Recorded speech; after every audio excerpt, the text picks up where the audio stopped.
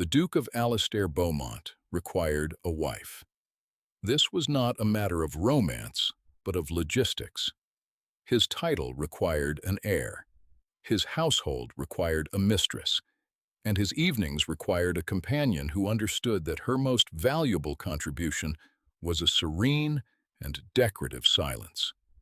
He approached the selection of a duchess with the same dispassionate precision he applied to the acquisition of a prize-winning bull for his herds. Pedigree was paramount, temperament was crucial, and any propensity for causing a fuss was an immediate disqualification. He found his candidate in Miss Eleanor Vance.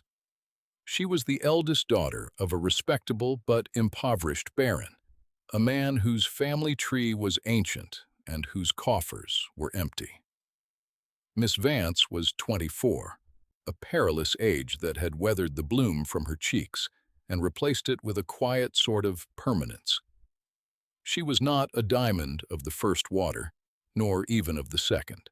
She was, in the estimation of the ton, a pearl, and a rather muted one at that. She was known for her composure, her modest dress, and a habit of observing rooms from the corner rather than commanding them from the center. She was, Alastair concluded after a single, stilted interview, perfect.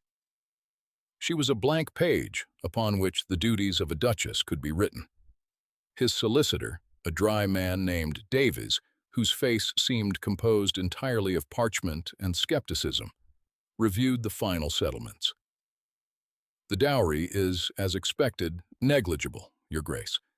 The Baron is offering his name and his daughter. Nothing more. It is all I require of him, Alastair said, his gaze fixed on the rain-streaked window of his London study. The room was a testament to his mind, orderly, masculine, and devoid of frivolous sentiment. Books were arranged by subject and then author, papers were stacked in geometrically precise piles, and a decanter of brandy stood exactly 2 inches from the edge of a silver tray. She is of good health? The family physician attests to it. And her temperament? There are no hidden passions, no theatrical inclinations. Mr. Davies permitted himself the ghost of a smile. By all accounts, Your Grace, Miss Vance is a creature of profound and unshakable calm. She is said to be steady. Excellent, Alastair murmured. Steady was good, calm was better. He had seen his peers brought to ruin by wives with passions and opinions, women who filled their houses with noise and drama and inconvenient emotions. His duchess would be a gentle presence, a soft counterpoint to his own rigid control. A whisper, not a proclamation. He dipped his quill in the inkwell, the scratch of the nib the only sound in the room. He was composing 2 letters. The first was a brief, formal note to Baron Vance, accepting the arrangement. The second was a much longer, more detailed missive to his primary estate manager in the north, a formidable Scotsman named Henderson. It was this second letter that occupied his thoughts. He needed to inform Henderson of the impending marriage and outline the necessary preparations at Beaumont Hall, the ancestral seat where he and his new wife would reside. Section. He wrote with brisk efficiency, detailing the redecoration of the Duchess's wing, the review of household staff, and the transfer of certain accounts to her purview. Then, seeking to reassure Henderson that this new addition would not disrupt the well-oiled machine of the Beaumont estates, he added a final, clarifying paragraph. You need not concern yourself with any interference from my intended, he wrote. I have chosen her for her quiet nature and placid disposition. She is a gentlewoman, well-bred but unremarkable, and will be occupied with domestic trifles. She is not a woman of strong opinions or challenging intellect. You may continue to direct all significant correspondence to me, and to me alone. She cannot speak to men like these on matters of substance. He sanded the letter, folded it, and applied his seal. He placed it alongside the note to the Baron, ready for the morning courier. He felt a sense of satisfaction, of a complex problem neatly solved. He had secured the future of his line with minimal fuss and maximum efficiency. He had acquired his Duchess. Eleanor Vance sat in the faded drawing room of her family home, her hands clasped loosely in her lap. The news of her betrothal had been received by her mother with relieved tears and by her father with a solemn, back-patting sort of pride. They saw the ducal coronet, the vast fortune, the salvation of their family. They did not see the man, for the simple reason that there was very little of the man to see. The Duke of Alistair Beaumont had been polite. He had been correct. He had assessed her as if she were a horse he was considering for his stables, checking her teeth and her gait with his cool, analytical gray eyes. He had not asked her what books she read, what music she enjoyed, or what she thought of the looming political crisis in France. He had asked after her health and her familiarity with managing a household. She had answered him with the quiet deference expected of her. She had been playing a part, and he, it seemed, had approved of the performance. She felt a strange sort of detachment, as if she were watching her own life unfold from a great distance. She was to be a duchess. It was an astonishing turn of fate for a girl everyone had begun to call a spinster. Yet the title felt like a costume she was about to don, one that was both magnificent and heavy. A week later, a courier arrived. 2 letters, one for her father and one, surprisingly, addressed to her. Her father opened his with a tremor of excitement, his face glowing as he read the Duke's formal acceptance.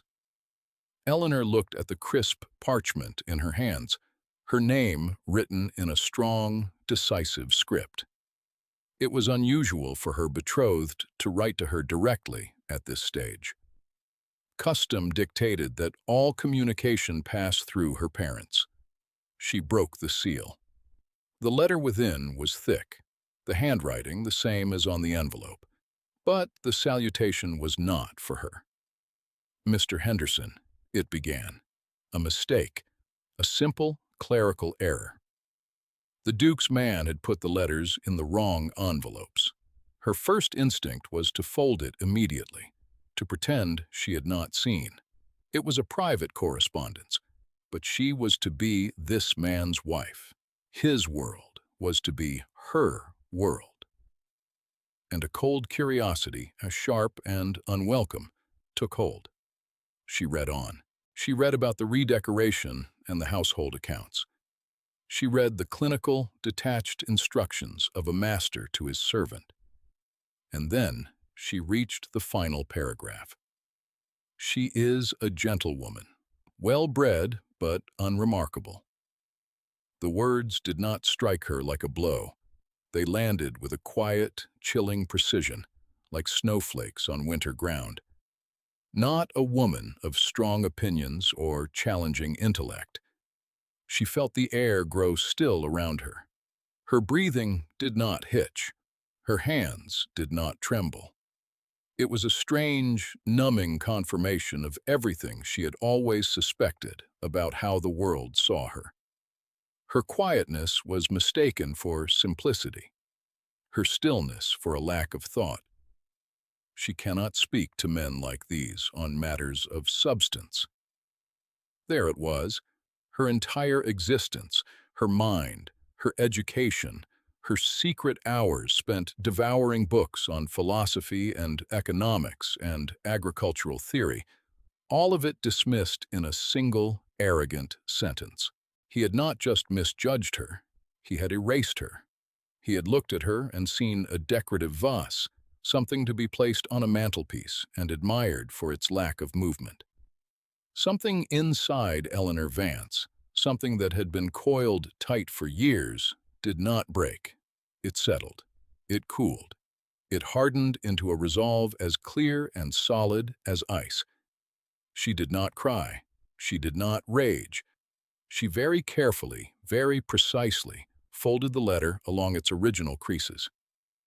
She walked to her small writing desk, unlocked a little rosewood box where she kept her mother's pearls, and placed the letter inside. She locked the box and put the key on a ribbon around her neck, tucking it beneath the bodice of her dress. The door to her future had just swung open, but another door, a smaller, more private one inside her own heart, had just quietly clicked shut. He had bought a duchess. Very well, that was precisely what he would get. Their wedding was a grand, impersonal affair at St. George's, Hanover Square. Alistair stood at the altar and watched his bride approach on her father's arm. She was a vision in cream silk, her face obscured by a veil.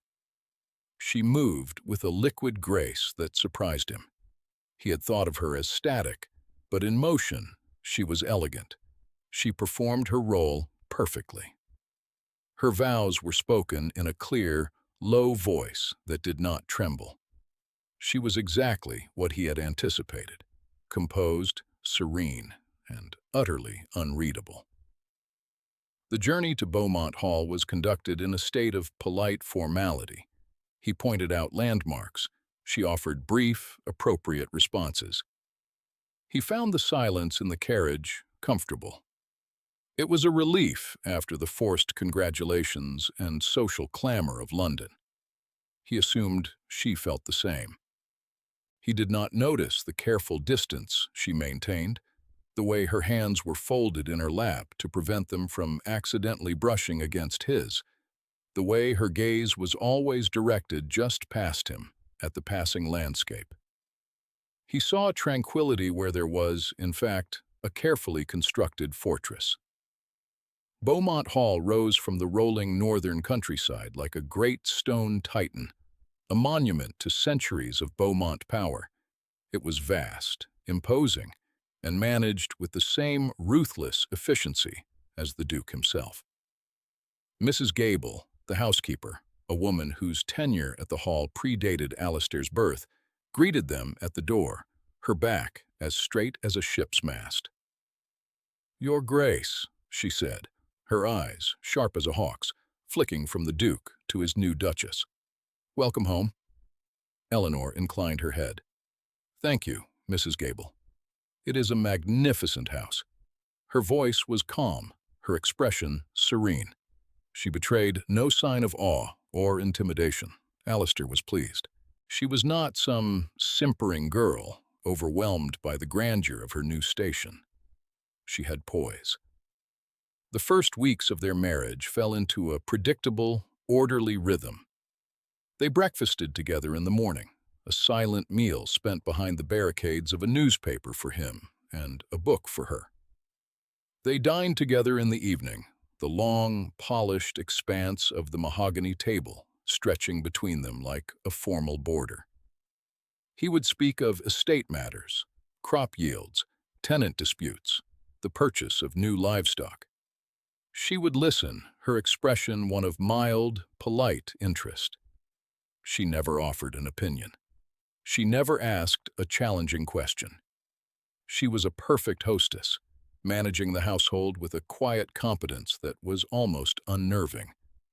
The meals were always on time. The staff moved with a new, quiet purpose, and the vast, cold rooms of the hall began to feel, well, not warmer, but more efficiently run. She was present, and she was absent. She was there, and she was not there. Alistair found himself faintly unsettled, though he could not articulate why. He had wanted a quiet wife. He had one. He had wanted an orderly home. It had never been more so. He had, by all accounts, gotten exactly what he had wished for. It was, therefore, deeply illogical to feel a persistent, gnawing sense of dissatisfaction. The first crack in his certainty appeared in the library. It was his sanctuary, a vast, two-story room paneled in dark oak and smelling of leather and beeswax. He entered one afternoon to find Eleanor perched on a ladder, her back to him, reaching for a book on a high shelf. "I could have a footman retrieve that for you," he said, his voice startling her. She looked down, a faint flush on her cheeks. "It is no trouble, Your Grace. I was simply browsing." He glanced at the volume in her hand. It was not a novel or a book of poetry. It was a dense, academic text, a treatise on modern crop rotation and soil management. "An odd choice for light reading," he remarked. "I find agriculture fascinating," she said simply, her expression giving nothing away. "The soil is a complex system. It requires balance." She descended the ladder and replaced the book in its proper place. She had not opened it. She had simply held it for a moment. She gave him a small, polite nod and swept from the room, leaving him staring at the shelf. He thought nothing more of it until a month later, when a letter arrived from Henderson, his estate manager. It was a routine report, but a postscript caught his eye. "P.S. My compliments to Her Grace." Her suggestion regarding the marling of the North Fields was most astute. We had not considered the long-term effects of the lime on the clay substrate. Her insight has saved us a considerable expense and likely prevented a poor yield next season. Alistair read the sentence twice. Her suggestion? When had she made a suggestion? He had never discussed the chemical composition of the North Fields with her. He had mentioned, in passing over dinner, that Henderson was planning to add lime to the soil. He recalled her looking up from her plate, a flicker of something in her eyes he could not decipher, before she had murmured, "How interesting," and the conversation had moved on. He felt a prickle of irritation. She had gone behind his back, corresponding with his man of business on a matter of substance. He was about to summon her, to remind her of her place, when he stopped. What precisely would he reprimand her for? For being correct? For saving him money?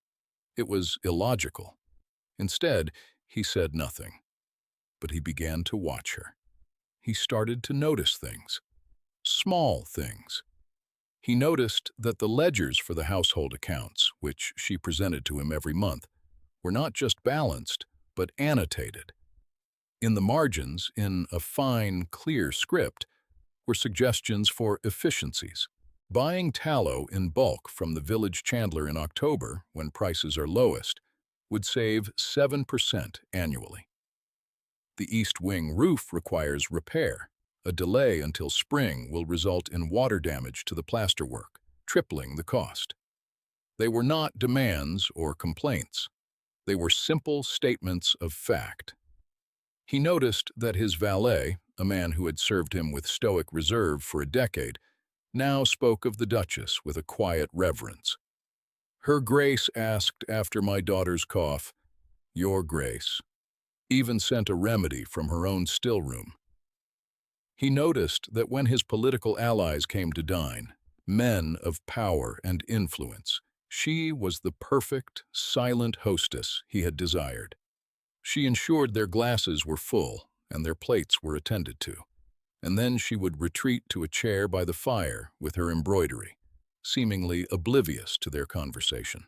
But Alistair, watching now with a new, sharpened focus, saw that her hands would still, her needle would pause, whenever the talk turned to trade policy or parliamentary reform. He saw the keen intelligence in her eyes, a focused, analytical light she quickly extinguished if she caught him looking.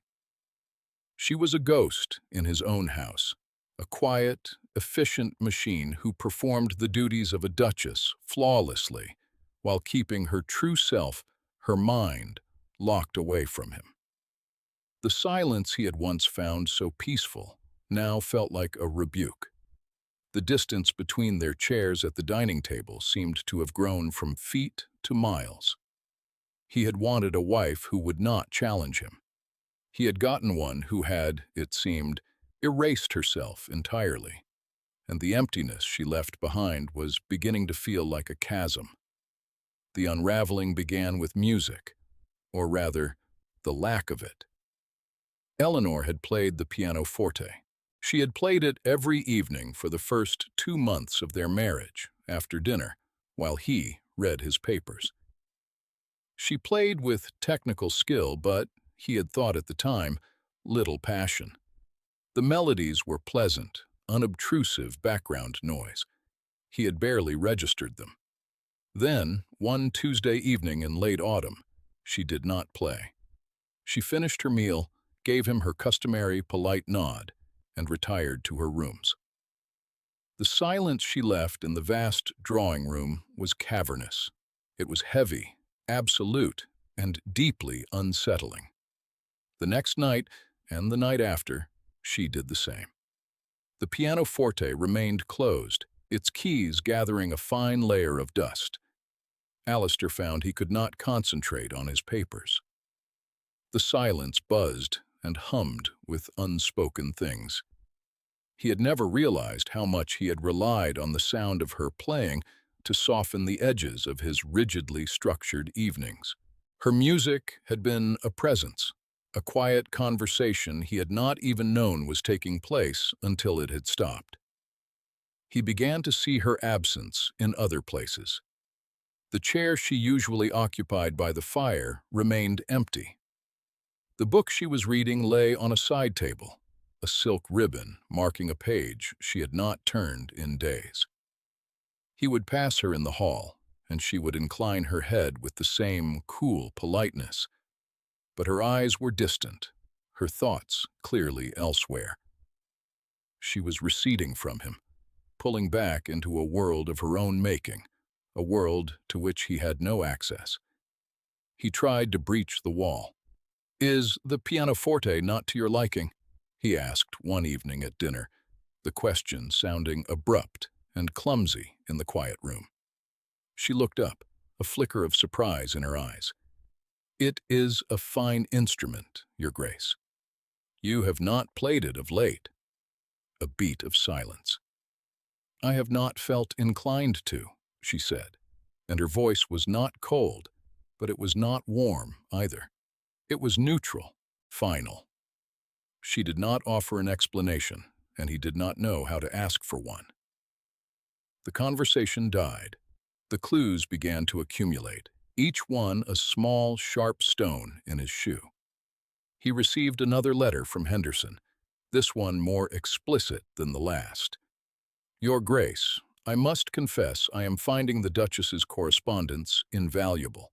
Her understanding of the tenant lease agreements is as thorough as Mr. Davies's, and her proposal for the new drainage system in the water meadows is more innovative than anything I have devised in 20 years. With your permission, I will proceed with her plan." He read the letter 3 times. Her correspondence. It was plural. They were writing to each other regularly. The man he trusted above all others to manage his affairs was now collaborating with the woman he had dismissed as an unremarkable simpleton. "She cannot speak to men like these," he had written. And now, it seemed, she was not just speaking to them. She was leading them. The catalyst came, as it so often does, from an unexpected quarter. His aunt, Lady Beatrice, a formidable dowager with a tongue like a rapier and an eye that missed nothing, came for a week's visit. After 3 days of observing the funereal quiet of Beaumont Hall, she cornered him in the library. "Alistair," she began, dispensing with pleasantries, "your wife is a brilliant woman." Alistair was taken aback. "She is competent." "Competent?" Lady Beatrice snorted. "My pug is competent at finding his water bowl. Your wife just spent an hour debating the finer points of Adam Smith with me. She has a mind like a steel trap. So tell me, why does she treat you with the polite disinterest she might reserve for a piece of furniture?" He had no answer. The question hung in the air between them, heavy and damning. "You've done something to offend her," his aunt declared, narrowing her eyes. something to wound her pride. A woman like that doesn't just retreat into a shell for no reason. She is not shy, Alistair. She is angry. It is a cold anger, the most dangerous kind. You have made her feel small, and so she has made herself invisible to you. Find out what you did, you fool, and fix it. Lady Beatrice's words echoed in his head for days. Find out what you did. He mentally retraced the steps of their courtship and marriage. He had been correct, formal, perhaps a little distant, but he had not been cruel. He had given her a title, a home, security. What could he possibly have done? And then a memory surfaced, cold and sharp. A memory of his study in London, of two letters sitting side by side on his desk, one for the Baron, one for Henderson. A dreadful, sickening suspicion began to form in his mind. It was impossible. His secretary was meticulous. A mistake of that magnitude was unthinkable. But the timing was perfect. Her retreat into herself had not been gradual. He saw it now. It had begun almost immediately upon her arrival at Beaumont Hall, after a brief, formal period of settling in. It was as if a switch had been flipped. He thought of the letter to Henderson. He tried to recall the exact wording of that final, arrogant paragraph. Unremarkable. Not a woman of strong opinions. Cannot speak to men like these. The words, which had seemed like such a simple statement of fact at the time, now felt like a brand on his soul. If she had read them. The epiphany was not a flash of lightning. It was a slow, creeping dawn, illuminating the landscape of his own profound stupidity. Her quietness was not compliance, it was contempt. Her efficiency was not a gift to him, it was a demonstration of her own worth, for her own satisfaction. The perfect, silent duchess he had curated was a creature of his own making, a role she played with masterful, ironic precision.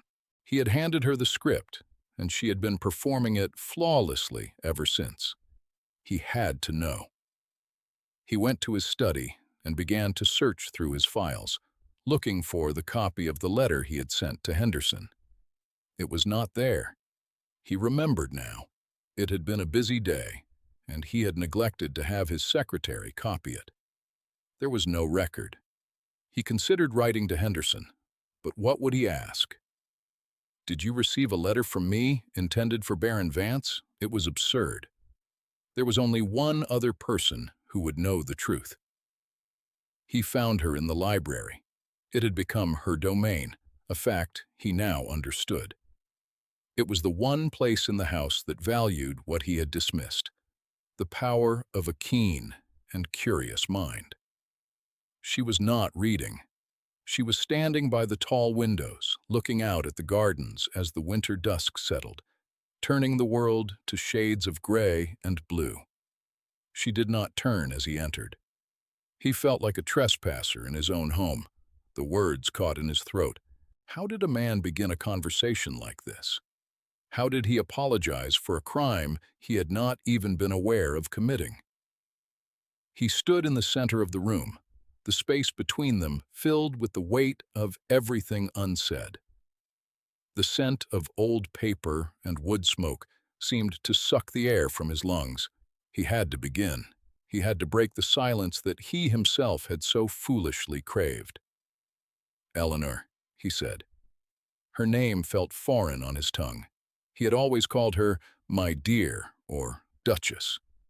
She turned slowly, her face pale in the fading light. Her expression was perfectly neutral, a mask of polite inquiry. Your Grace? He took a step forward, then another. He stopped when he was a few feet away, close enough to see the faint, almost invisible lines of tension around her eyes.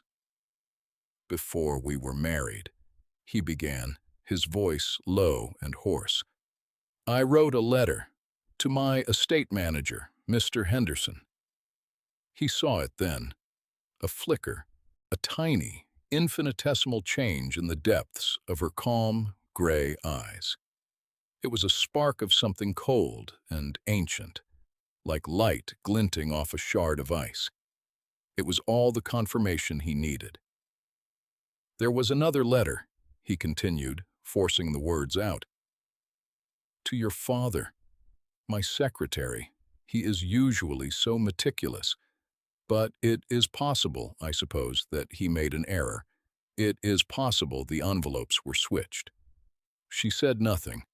She simply watched him, her stillness a judgment more potent than any shouted accusation.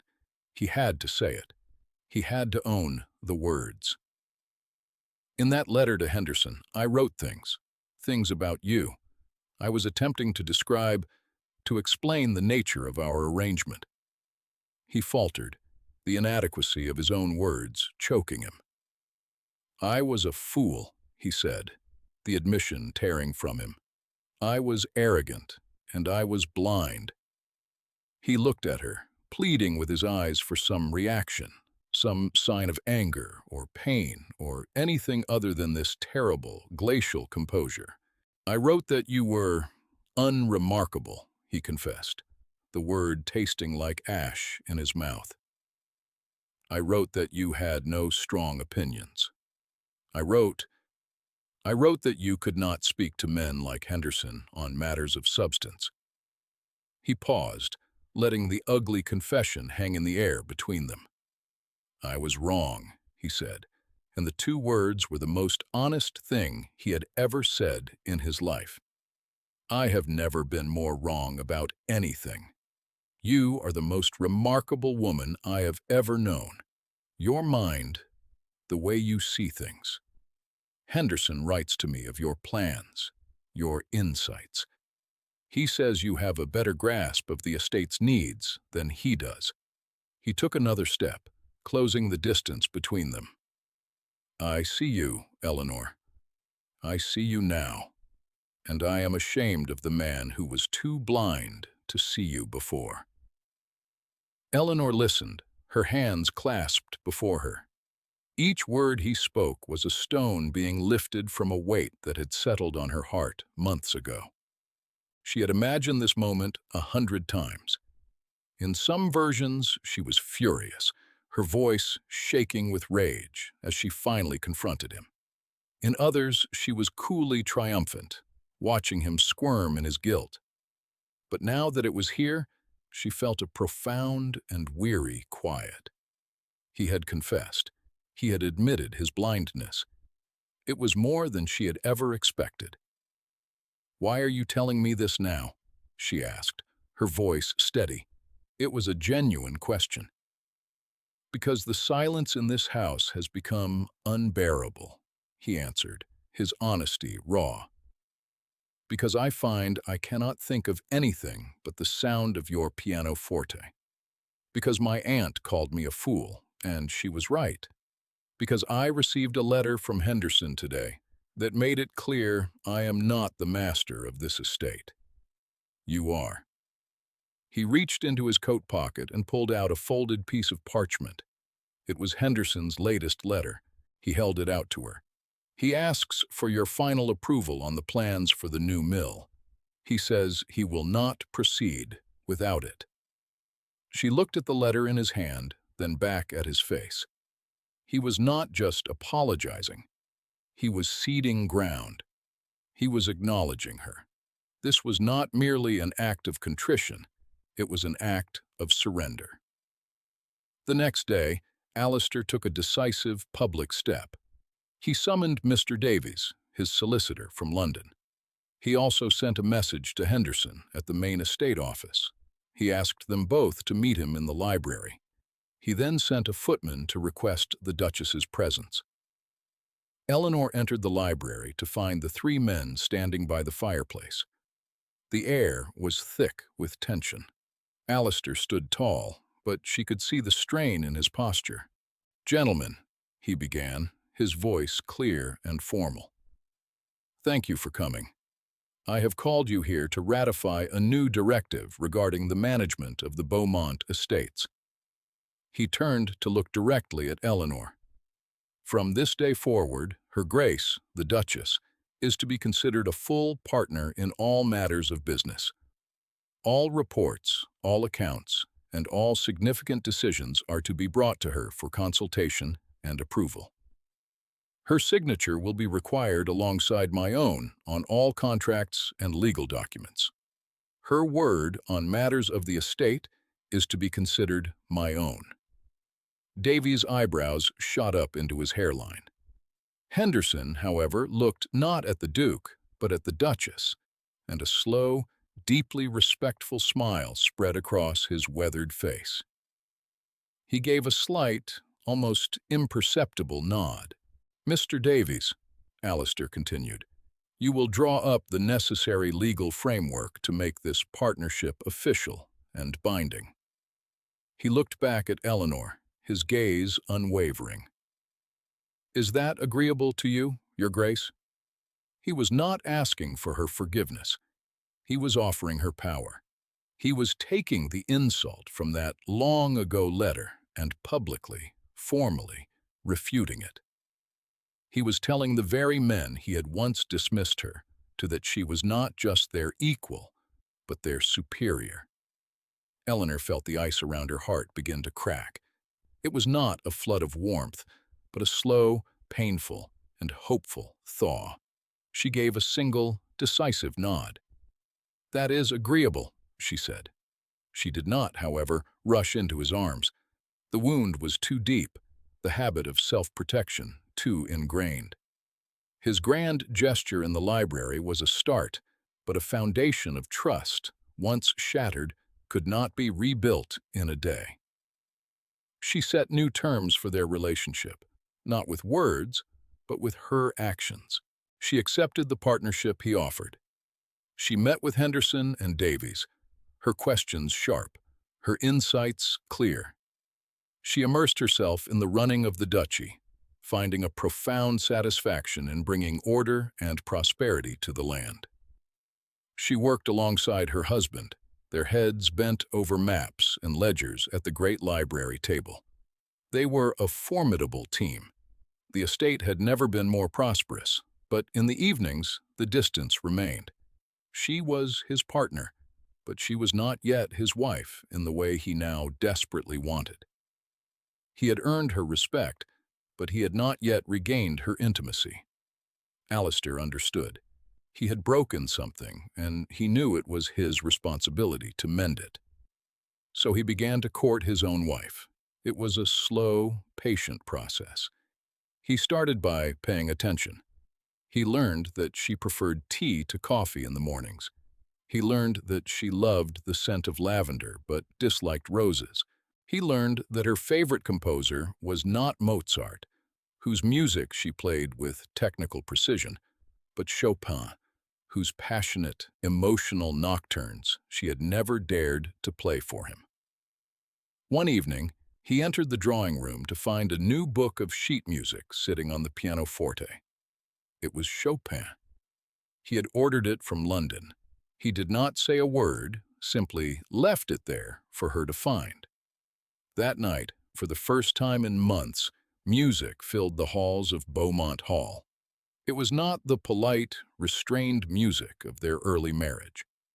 It was hesitant at first, then swelled into a performance that was complex, emotional, and breathtakingly beautiful.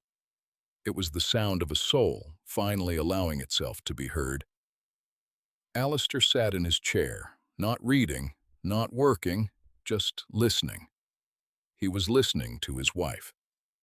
The final piece of the wall between them was dismantled by an external threat.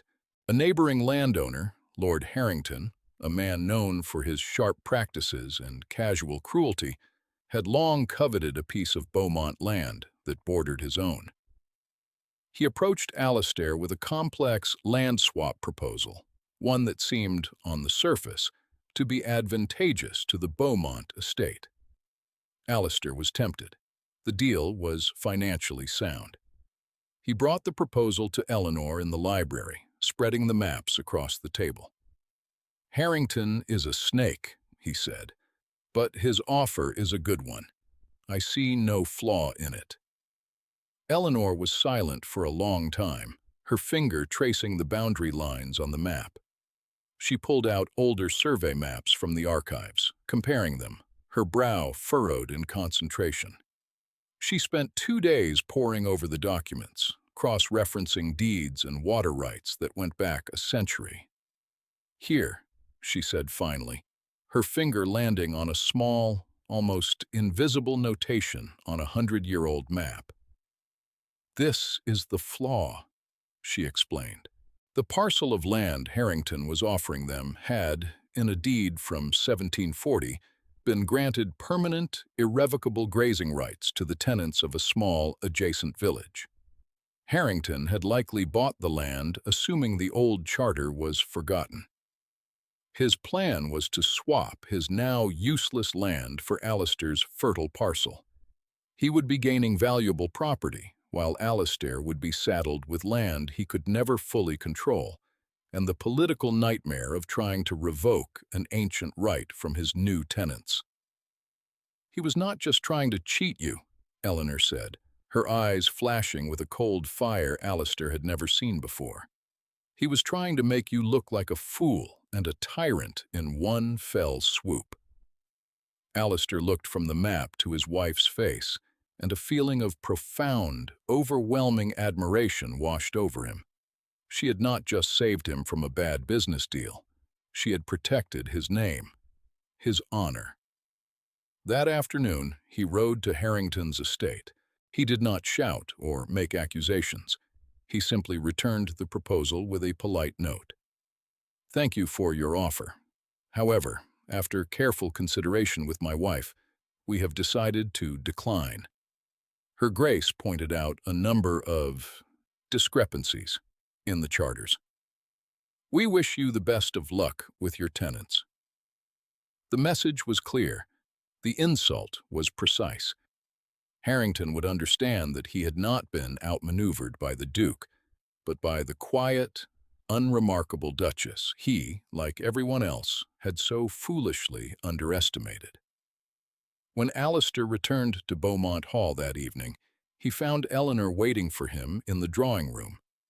The fire was lit, and a glass of brandy was waiting for him on the table beside his chair. He did not sit down. He walked over to the pianoforte where she sat, her hands resting on the keys.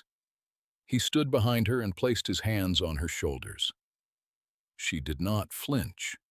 She did not pull away. She leaned back, just slightly, against his touch.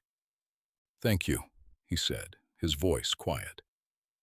"We are partners," she replied softly. "Your honor is my honor." He bent down, his lips brushing her hair. "I would rather have your heart than your honor, Eleanor." She turned on the bench to face him, her hand coming up to cup his cheek. Her eyes were clear. The last of the ice finally melted, revealing a warmth and depth he now knew he could not live without. "I think, Alistair," she said, a small, true smile finally reaching her lips, "that you may have both." A year passed. A year of partnership, of conversation, of shared laughter that echoed in halls that had once been silent. The rhythm of their life was no longer one of order and distance, but of easy, comfortable intimacy. They were rarely apart, preferring the company of each other to any grand society gathering. Alistair stood by the library window, the same window where he had once found his wife, staring out at a bleak winter landscape. Now, it was high summer. The gardens were in full, riotous bloom, a testament to Eleanor's careful planning and attention. He watched her as she sat at the great table, a pile of correspondence before her. She was no longer just the Duchess of Beaumont. In the surrounding counties, she was known as a formidable mind. Tenant farmers, local magistrates, even members of Parliament now wrote to her directly, seeking her opinion on everything from agricultural reform to investment in the new railways.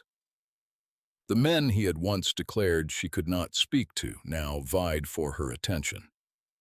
She was pregnant with their first child, a gentle swell visible beneath her gown. There was a new softness to her, a radiant contentment that had replaced the cool composure of their early marriage. But the sharpness of her mind, the keen intelligence in her eyes, that had only grown. She looked up and caught him watching her. She smiled, a genuine, open smile that still had the power to make his heart ache with the memory of his own foolishness. "What are you thinking about?" she asked, her pen poised over a letter. He walked over to her and took the pen from her hand, setting it down. He lifted her hand to his lips and kissed her knuckles. "I was thinking about a letter," he said softly. "A letter I wrote a long time ago, penned by a man who was arrogant and blind and a fool." She squeezed his hand. "That man is gone. I barely remember him." "I remember him," Alistair said, his voice thick with emotion. "I remember him every day, and I thank God that he was fortunate enough to marry a woman far, far too good for him, a woman who taught him finally how to see." He looked at his wife, truly his partner, his confidant, his love, the vibrant, brilliant center of his world. He had sought a blank page, and in his blindness had nearly missed the masterpiece that had been there all along. The house was no longer just orderly, it was alive, and it was all because of her.